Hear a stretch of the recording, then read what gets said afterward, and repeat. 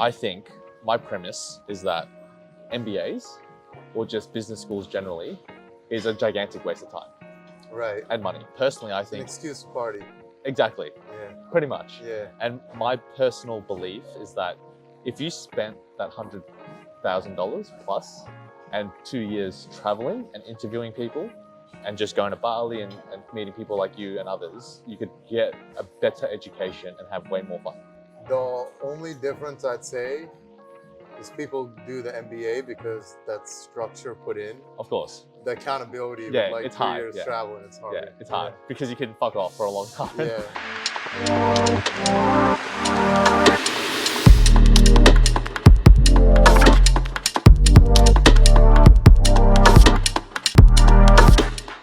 So the questions I've been asking or wanting to ask is, can you share the journey that led you to your current role in the tech/creator industry? And what were some pivotal moments or challenges you faced along the way? Currently, I've just been like a year into travel, and I've been doing the same thing, just meeting different people, learning, trying to launch a bunch of my own businesses. And what led me here is I've always had like a entrepreneurial spirit. Like I've been trying different types of content, different types of businesses since I was like 13. But, you know, I don't know, never went like all into it. Didn't really care, didn't have, I don't know, the support or the education for it. So I ended up doing the traditional route, went through university, got like the big tech job. But, you know, a few years into it, I'm like, fuck, this is boring. I just like can't stand it anymore. It's like a great job. It's a good time, but I was just bored. I wasn't learning anything else. I didn't really feel like I was growing, and I just wanted to try something different. So I just, you know, it was like one day, especially I like looked in the mirror and I just felt like I got uncomfortable. You know, I was just like, damn, the past year, for the first year in my life, there's been no improvement, nothing. If anything, I was going downhill, just like 9 to 5, come back, chill out, watch some TV, go out, have a bunch of drinks on the weekend. I just felt very complacent. So I'm like, all right, let me just go, I can full on pull the Band-Aid off and do something, try something, see if I can make it work for myself. How did you cast off the expectations of others and judgment? Because you had a very well-paying job in a FANG company. Yeah. Very safe, secure. You could probably spend your whole career in FANG. Easily, yeah. How did you manage people saying, what are you doing? You're throwing this away. It's such a great opportunity. It was interesting because I'd already at that point involved myself with a lot of like business community and a lot of people doing travel, entrepreneurship, that type of space. So I had a lot of support from that side, enough to where it overpowered any naysayers and stuff like that. So it was just nice having the support system and more people encouraging me, as opposed to, luckily, like I didn't have too many people who were just like, yo, this is a stupid idea. Like there were a couple, of course. And then, of course, with like immigrant family and stuff, I had to like explain it to my parents. But honestly, they were understanding it too. And what I said was, look, I'm gonna do this for 2 years.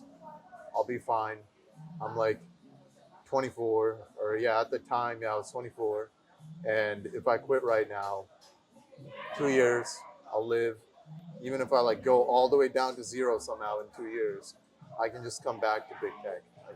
I had like built up enough of a net and network in place where I could go back to that.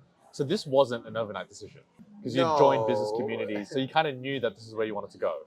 Kind of. It's like I didn't know consciously. Yeah. But subconsciously, you know, it was working through me. I think it was like September 2022-ish, I started getting into these communities and finding out. And it just made it easier to guide me to that decision. And I think it was like one night in January where I was just like, screw it, I'm done. Just gonna wait for like that next FANG stock hit and I'm out. And which also gave me like a good like 5-month transition period where I knew I was gonna be out, but I still had the job for a little bit. Yeah. So how far into that 2 years of travel are you in? I'm a year in. Okay, so in that year, what have you learned about yourself that you didn't learn while you were working, or felt like you couldn't learn about yourself? That's like this year has just been so much learning. the entire year. And it's funny when you look online, hear about the business world and read about all it, everyone's like, oh, it's going to be hard, it's going to be difficult, like blood, sweat, and tears. And I thought like it's going to be crazy, like physically kind of taxing. You're just working long hours, 12, 14 hours every single day, no stop. You're going to go crazy. But really, I feel like the biggest lesson was it's honestly like 90% just a mental battle. Like every single day, just convincing yourself to keep going, convincing yourself it's going to work, finding new strategies. And of course, the long hours and everything exists.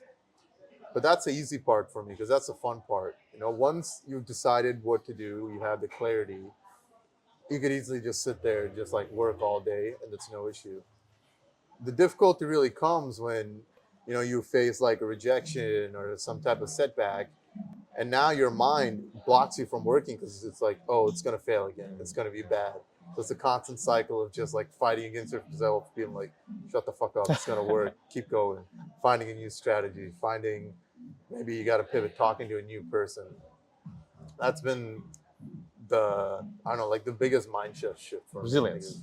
Yeah, Yeah. resilience, and just learning that it's just more of a mental battle than anything else. What did you value in your career or your life 5 years ago that you don't value as much or at all now? 5 years ago, you know, that's when I was just getting out of college, getting into the job and everything. And all I cared about, like the only thing I cared about was just like, okay, I'm going to make money, and how can I do like the least amount of work and just goes by and chill. That's how it started. Just like, how can I be most efficient? Now it's flipped a lot more to, you know, I lived that life and it's just boring as hell because even if you're coasting by, you're still stuck at work for like 8 hours and you got to do like something. So I'm like, if I'm going to be spending so much of my time doing this anyway, why not do something that's enjoyable, fun, challenging, interesting for me? So I think I prioritize growth and challenge and learning a lot more now than I did 5 years ago. Where 5 years ago it was just like purely money, money, money. Now it's like a combination of both, for sure. What type of growth do you go for? Yeah, one main like leading compass for me is more recently, like the past like 7-8 months, I'd say, is just alignment and how much I'm just enjoying my day to day. Because I don't think, like, I feel like in general, people associate work with not enjoying it. It's just something I have to do to get by. And then the rest of my life is for enjoyment. But I think you can get to a state where you're living 80-90% of your day, like truly enjoying what you're doing. And growth now I'm seeing as what do I need to learn? What skill sets do I need to master to get to that point where I'm just truly able to enjoy the most out of my day? So, for example, if I'm working in a full-time job, now I'm going to have people telling me to do certain things I don't want to. I don't get to decide. With business, there's still going to be stuff you don't want to do, but you learn certain skill sets, you grow a little bit, and eventually you can end up like outsourcing the parts you don't like. You know, you can learn recruiting, you can learn outsourcing. So it's just been like a path towards just living life in full alignment. What skills did you think you needed to do this digital nomad entrepreneurship, one person business thing, but didn't actually need? And then what skills do you think you really need to make this happen?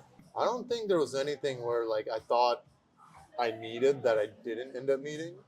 But like jumping in, coming from an engineering background, I thought like all I need was engineering. Like that's it. Yeah, like marketing, I don't know. I knew I needed it, but I like underestimated that it was literally 90% of it. We've talked about this a lot. Yeah, exactly. So that was like the biggest skill gap I was missing, and initially I was trying to rely on other people. What I don't know, what I realized is until I master it to a certain extent myself, it's going to be hard to rely on other people and hard to fully depend on them. What advice would you give to your 21-year-old self?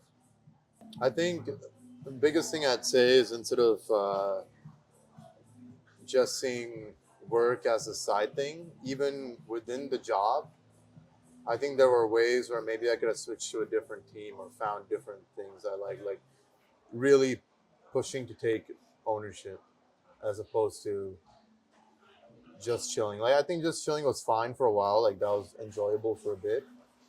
But I think truly I do realize I enjoy working the most when I have that ownership, when I'm able to fully decide what to do and make those decisions. But at the same time, that's also a learning process. You know, sometimes you can't just get that in your first team, or it's not always. There's like a lot of transition periods before switching between different teams, and you don't even really know what you want when you're 21.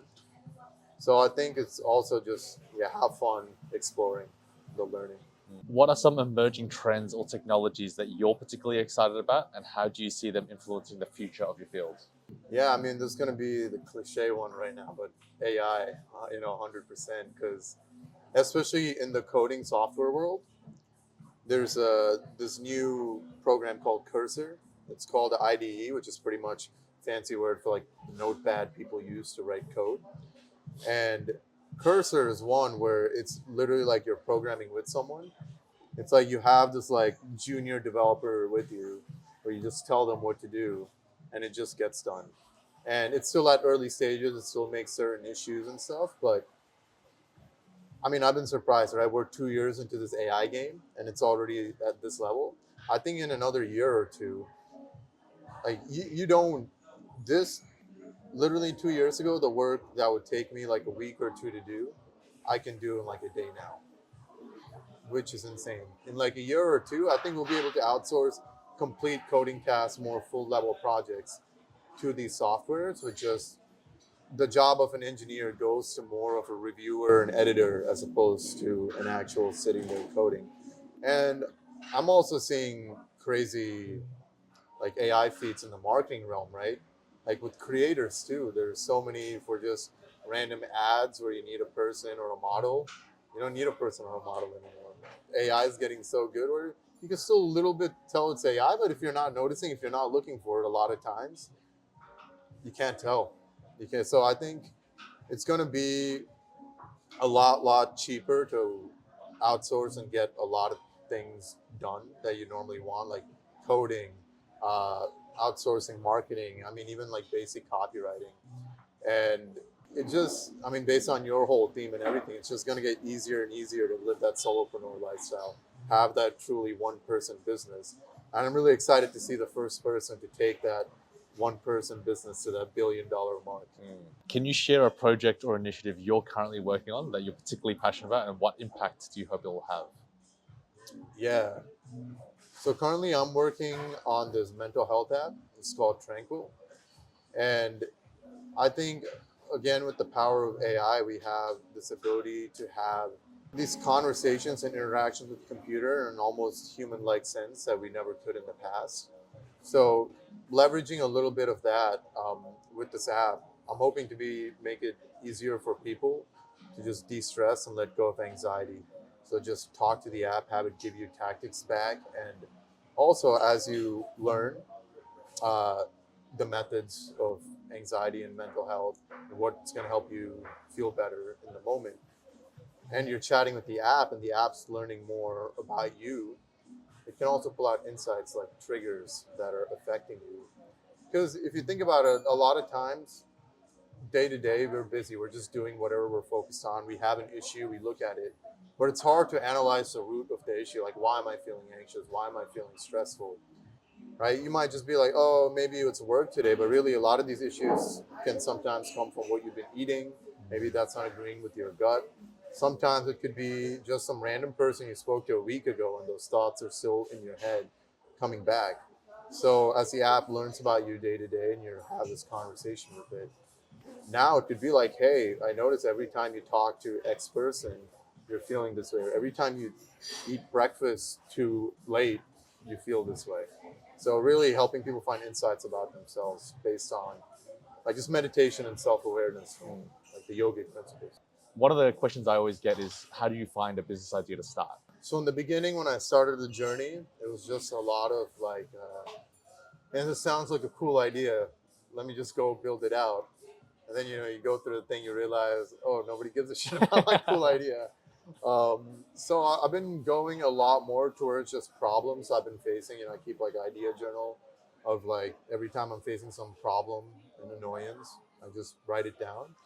And some of them are going to be duds, but some of them you realize other people are facing this issue too. So that's how I found this one. Because I'm super into the self-improvement space, self-growth space, and a lot of that is bringing awareness to your own patterns and habits. And sometimes you just forget to do that. You're not always on point. So if you have a habit of just talking to something that's actually giving you value every day, helping you feel better, helping you grow, and it's also giving you insights as to how your life can be better. I know I personally find a lot of value in an app like that. And now I've learned to just go initially just start talking to a bunch of other people about the pain points and see if people have it, and people seem to be resonating.